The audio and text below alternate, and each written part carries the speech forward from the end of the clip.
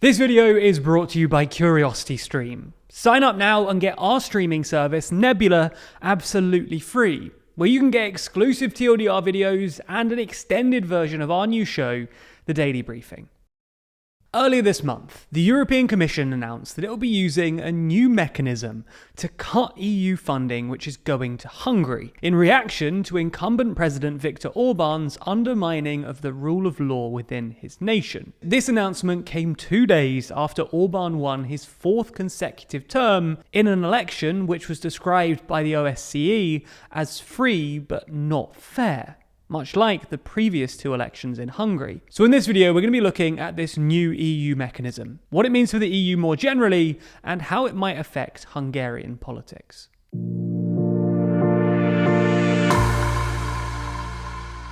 So, we're going to split this video into 3 parts. Firstly, we're going to give you a bit of context and explain how Orban has apparently undermined rule of law. Secondly, we're going to explain this new mechanism and how it will apply to Hungary. And thirdly, we're going to ask what effects it might have on both Hungary and the European Union. So let's start with the first bit of the video, Orban and the rule of law. Since Orban first came into power, he's slowly but steadily eroded Hungarian rule of law. Having won a 2/3 majority in 2010, Orban used his parliamentary supermajority to pass a new constitution called the Fundamental Law, which was then significantly amended once again by Fidesz in 2013. And these changes were significant. By reducing the retirement age of judges from 70 to 62, Orban forced nearly 300 judges to immediately retire, including several on the Constitutional Court, which is like Hungary's Supreme Court. Fidesz also changed the process for selecting new Supreme Court judges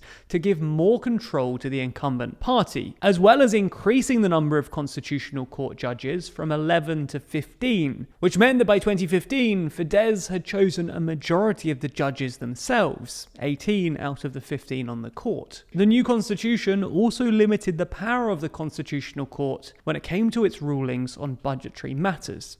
Orban has also used his immense amount of control over the Hungarian media to criticize the judiciary for rulings he doesn't agree with. In 2020, for instance, he attacked the courts for awarding Roma children financial damages for segregation they experienced in public schools. And it's not just the judiciary that Orban doesn't like either. He's also taken aim at Hungary's media and education system. Reporters Without Borders described him as a press freedom dictator last year, citing a repressive new press freedom law and the fact that 80% of Hungary's media is now owned by pro-Fidesz oligarchs. And when it comes to education, in 2018, the country's most distinguished academic institution, the Academy of Sciences, was stripped of its budget and autonomy by the government. And just a year later, they began privatizing the university system and placing government appointees on supervisory boards. Then, in December 2018, Orban closed down the Central European University, a graduate school founded by 90-year-old Hungarian financier George Soros. And Soros is a regular target of Orban's. Fidesz's 2017 campaign included posters imploring Hungarians not to let Soros have the last laugh. And in his victory speech earlier this month, Orban name-checked, quote, the Soros Empire with all of its money as one of his opponents. Another state billboard campaign in 2019 warned that Soros and the then president of the European Commission wanted to implement migrant policies that would threaten Hungary's security. Unsurprisingly, this sort of stuff doesn't go down well with the EU. And in 2018, the European Parliament triggered Article 7 of the Treaty of the European Union, accusing Hungary of breaking the EU's values as outlined in Article 2, which include human dignity, freedom, democracy, equality, the rule of law, and respect for human rights. Article 7 is generally pretty complicated and involves a whole lot of hoop jumping. But the basic idea is that if the European Commission unanimously decide that a member state has violated the EU's core principles, then they can suspend that country's EU voting rights. Now, this hasn't happened in Hungary yet. and it probably won't. It took nearly 3 years for the European Council to even hold a hearing about the matter, and unanimity among the EU Council just looks unlikely. But that doesn't mean that Hungary is out of the woods just yet. In December 2020, the European Parliament passed a regulation that would allow the EU to withhold budget payments from countries which violated the rule of law, known as the rule of law conditionality mechanism. This whole thing was clearly targeted at Hungary and Poland, both of whom were facing Article 7 procedures at the time. So both countries brought legal action against the mechanism, arguing that the values described in Article 2 are non-binding for EU member states, and that the obligations entitled weren't sufficiently clear. The case took a while to work out, but in February of this year, the EU's Court of Justice finally ruled against Hungary and Poland, clearing the way for the mechanism's application.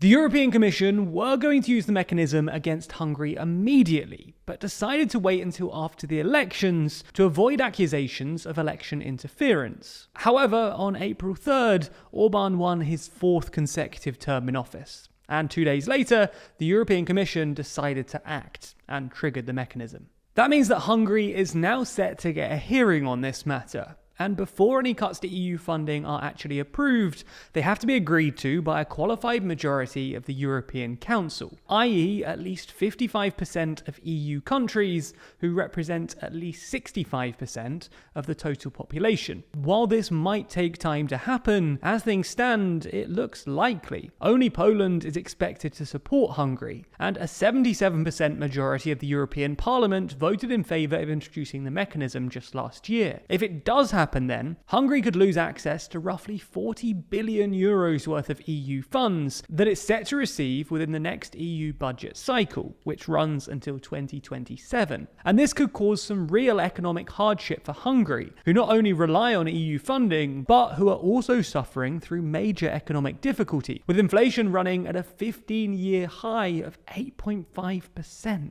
So, how will this all end up affecting Hungary's relationship with the EU? Well, so far, the signs aren't good. Orbán has refused to make any concessions to the EU and has already framed this as the EU punishing Hungarians for their democratic choices, which leaves the EU in a difficult spot. Either they continue forward with the mechanism, straining relations with Hungary yet further, or they backtrack, making the Commission look impotent and toothless while undermining the EU's purported values. So, even if there are valid questions about this particular mechanism, the EU clearly needs to do something about Hungary. It's clear that as things stand, Hungary-EU relations are unsustainable, and this looks unlikely to change. Orbán's continued electoral appeal means that Hungary is unlikely to improve its liberal credentials anytime soon. If you want to be updated on this story as it plays out, then you should subscribe to the Daily Briefing, our show where we break down the 5 stories you need to know about each day in just 5 minutes. Kind of like your daily news vitamins to get you in the know quickly. Now, if you're interested, then you can watch it on the Daily Briefing YouTube channel, or you can listen by searching in your favourite podcast app. But if you want the extended version of the show, that's an extra 10 minutes every single day and an ad-free experience, then you'll want to sign up to our streaming service Nebula. There you'll also find all kinds of exclusive TLDR videos which will never make it to YouTube, and all of our latest videos ad-free. And if you're interested, then I've got good news, because we partnered with CuriosityStream, the home of the best documentaries online. Thanks to them, you can get both streaming services. That's CuriosityStream for all the docs you could want, and Nebula for bonus TLDR for less than $15 a year.